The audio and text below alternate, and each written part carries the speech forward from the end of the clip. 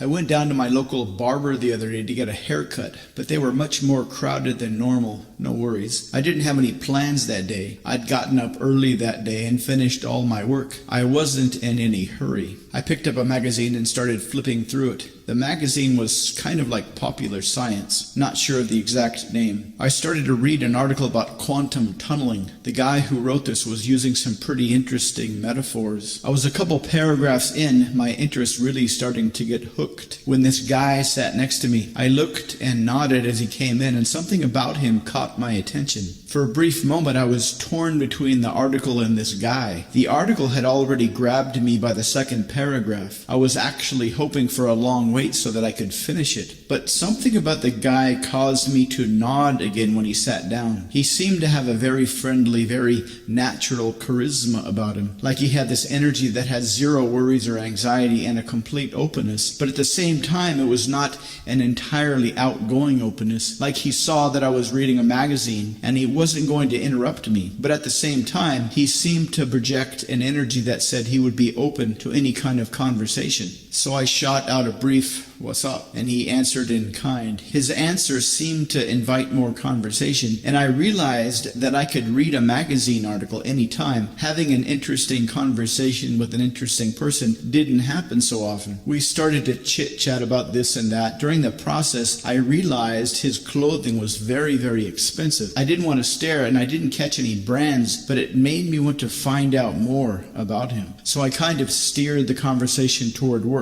I explained what I did, and he found it interesting. He said he did more or less the same thing, a bit of business, a bit of consulting, a bit of investing. I asked how long he did that, and he told me his origin story. He said he used to have a regular job a few years back, enough to pay the bills and buy some nice things, but it came with all the usual worries. Bosses, coworkers, not nearly enough free time. But most important was this nagging idea that it wasn't going to be enough, like he was always playing catch-up or something. The worst parts of the week were Sunday night and Monday morning. The best parts were Friday afternoon and Saturday morning, but not because he ever had fun things planned for the weekend, only because it was a temporary shutting off of the dull daily pain of the rat race. One Saturday afternoon, he was walking around his neighborhood and saw a garage sale. It was an old woman who was selling her house. She'd grown up in the house and was moving to a smaller place. She was selling all the junk she'd accumulated over the years. He picked through all the stuff that was just kind of haphazardly thrown around the lawn and in the garage and found this book. For some reason, he thought this was fiction. He thought this was a set of stories about something, but in reality, this was a collection of magic spells. Not magic spells like on TV that change other people or change things, but magic spells that get into your brain and change how you see things. Spells that change how you perceive things. Spells that change what you believe. He said he had to read them several times before he could remember them. And once that happened, they kind of took on a life of their own inside his brain. He said the first few times listening to these stories was like the planting process. And once the ideas in these stories took root, they started to change on their own. Like the roots of these stories intertwined with the roots of his memories and ideas about himself. Pretty soon he started to see other people differently. Before, whenever he thought about money or anything related to finances, it was something he feared and wanted at the same time. Anytime he'd done any research, it was always a mix of fear and desire, which he didn't like. But once these seeds and ideas took root in his mind, it was much easier.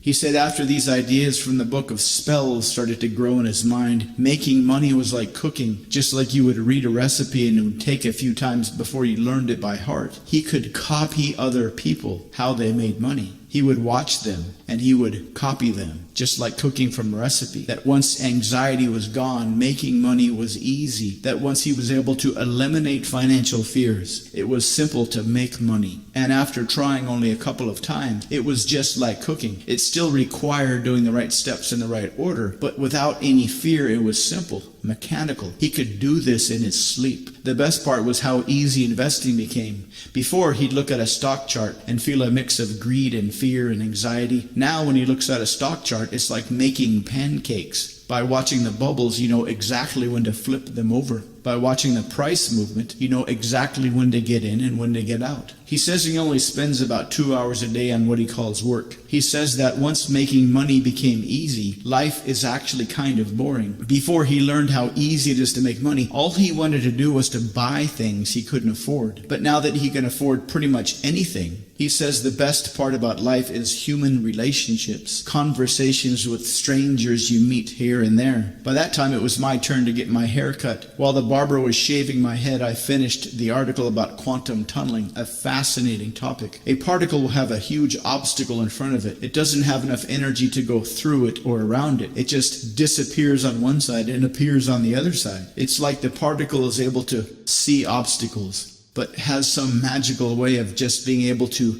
pretend obstacles don't exist. I guess they're still trying to find out how to use this information. But they are pretty sure that if you can use this information, they can make some pretty cool stuff.